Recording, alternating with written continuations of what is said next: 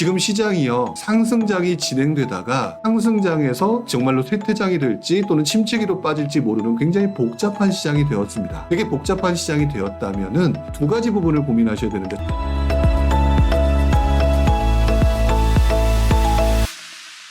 자, 안녕하세요. 부동산 고민이 있는 20대 중반 청년입니다. 어우, 젊은 분인데 부동산에 관심을 갖고 있다? 대단하신 거죠? 자, 고덕 신도시 평택 고덕에 24평 분양 당첨돼서 내년에 입주 예정. 자, 원래는 실입주하려고 계획했는데 비규제 지역으로 풀리고야 말았는데요. 이게 무슨 말일까요? 풀리고야 말았다? 자, 어쨌든 관련해서 양도세 2년 실거주 요건이 사라져서 실거주 이유가 없어질 뿐더러 삼성전자 공장 수요 증가, 금리 상승의 전세 위축, 월세 시장의 강세가 보여서 눈물을 머금고 24평 실입주를 포기하고 월세를 주기로 마음먹었습니다. 저는 원투룸 월세를 살면서 제 아파트를 월세를 줄 계획인데 요새 윤석열 정부에서 규제 완화해주는 정책을 펼치는 것으로 봐서 내년쯤에 올해보다 낮은 가격에 매수할 수 있을 것 같아 보입니다. 생애 최초를 80%로 풀로 받아서 추가 자금으로 평택 삼성공장과 가까운 구축에 갭 투자를 하려고 생각 중입니다. 라고 얘기를 하셨어요. 자, 그리고 난 다음에 조건을 1, 2, 3으로 하셔가지고 80% 받아서 입지 좋은 비규제 지역 갭 투자. 자, 그 다음에 80% 주담대 받은 다음에 대출이자 내면서 투자할 곳에 대기.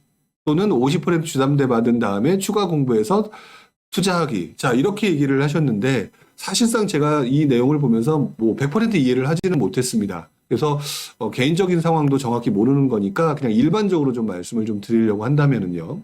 일단 20대 중반이라면 냉정하게 말씀을 드려서 시장이 돌아가는 그 원칙, 원리 또는 어떤 메커니즘 이런 부분들을 잘 모르실 거라는 생각이 들기도 해요. 자, 그런데 어쨌든 열심히 노력을 하셔서 24평의 분양 당첨이 됐죠. 근데 이제 입주를 하려고 생각을 했었는데 여러 가지 이유로 인해서 실입주를 포기하고 월세를 주기로 마음먹었습니다. 라고 얘기하시는 거 보니까 아마 월세를 내가 이제 본인이 월세 살 거니까 나머지 이제 여유 자금을 만들어서 그걸로 투자를 하겠다라고 얘기를 하신 거예요. 그리고 난 다음에 조건은 이제 본인이 설정해 놓으셨는데 비규제 지역에 갭 투자냐, 투자할 곳을 대기하냐, 이렇게 몇 가지를 얘기하셨는데 저는 여기서 조금 의문이 드는 부분이 하나가 있어요. 뭐냐면 제가 느끼기에 20대 중반 청년이기 때문에 가지고 있는 제 편견일지도 모르겠습니다. 그런데 한 가지 뭐를 제가 느끼고 있냐면 지금 시장이요, 상승장이 진행되다가 상승장에서 정말로 쇠퇴장이 될지 또는 침체기로 빠질지 모르는 굉장히 복잡한 시장이 되었습니다. 되게 복잡한 시장이 되었다면은 두 가지 부분을 고민하셔야 되는데 처음에는 떨어질 수 있다는 리스크가 하나가 있고요.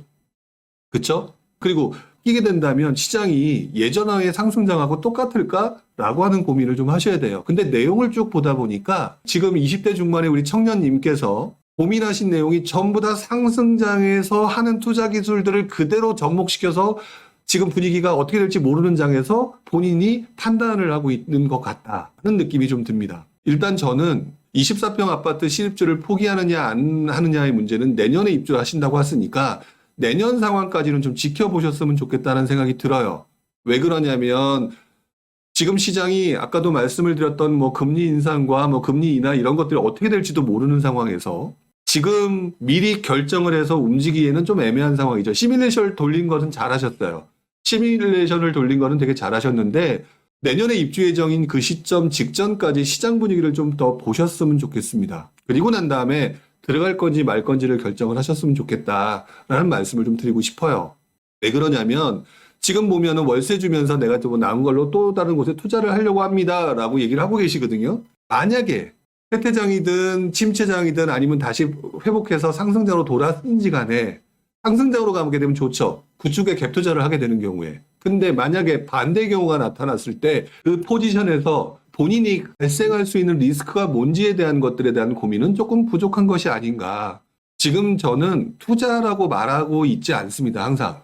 왜 그러냐면 지금 워낙 복잡하게 돌아가는 시장 상황에서 상승이냐 하락이냐 또는 조정이냐 되게 복잡한 이 상황에서 구축에 갭 투자를 한다. 월세를 주려고 한다. 지금 이게 보면 지난 몇 년간 정말 많은 사람이 했던 투자 방법이거든요. 월세를 주고요. 또는 내가 월세 들어가고요. 그 돈으로 남는 돈으로 해서 구축으로 갭 투자를 하겠다. 대출을 받아서 하겠다는 얘기잖아요. 그쵸?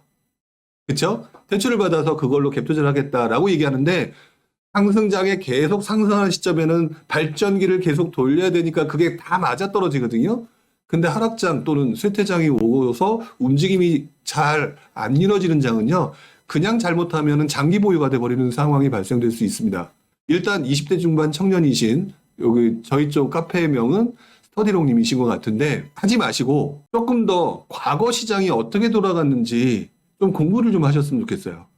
저는 월세로 하고 구축에 갭 투자를 한다라는 그 내용 자체가 전형적인 상승장의 발전기를 돌리기 위한 투자 패턴이다. 근데 지금은 조금 그렇지 않은 상황이지 않느냐. 그렇다면 해도 되는지 안 해도 되는지에 대한 부분은 조금 더 지켜봐야 된다. 지금 금리 인상 제가 좀 전에 그랬습니다. 금리 인상 0.25라도 올 하반기에 다시 한번 일어날 더 11월 달에 가능성이 있다라고 말씀을 드렸죠. 금리도 올라가고 있는데 물론 또 한편으로는 금리를 올라가고 있다면 그러면 대출을 적게 받으면 되지 않느냐 생각하실 수 있는데 시장이 흔들리거나 조금 애매할 때는 기다리는 것도 좀 투자라고 말씀을 드렸죠. 그 방법이 나쁘다가 아니라 타이밍이 별로 좋지 않다라고 말씀을 드리는 겁니다. 제가 그 만들었던 그 제 책에서 보시게 되면 뭐 침체장에는 무슨 투자를 하고 그다음에 회복할 때는 무슨 투자를 하고 이런 것들이 그때그때 상황에 맞는 가장 효율적인 투자 방법이라고 말씀을 드리는 거거든요. 근데 그 시점에 갭 투자 부분에 대해서는 제가 침체장 후반부라고 적어 놓았을 겁니다. 왜 침체장 후반부에 그게 좋은 건지, 왜 그때 타이밍이 맞는 건지를 모르는 상태에서 가까운 구축에 갭 투자를 하려고 한다? 그거는 모아니문도와 같은 투자 방법인 것 같다.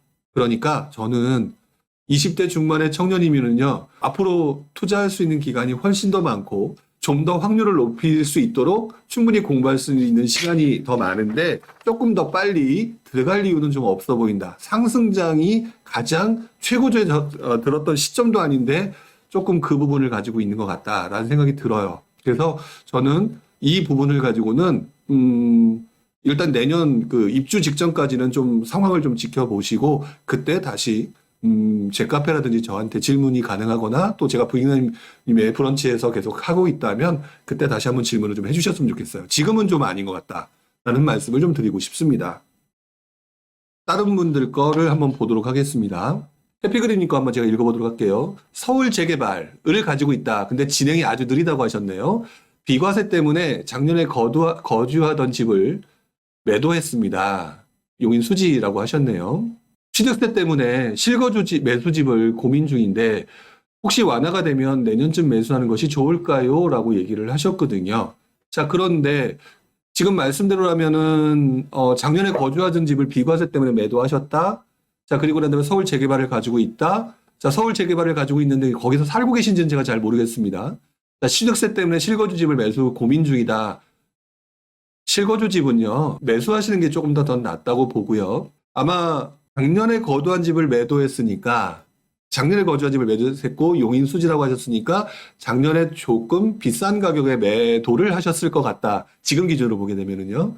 자, 그렇기 때문에 본인은 손해를 보거나 좀 뭐 답답한 상황은 아닐 거라는 생각이 들어요.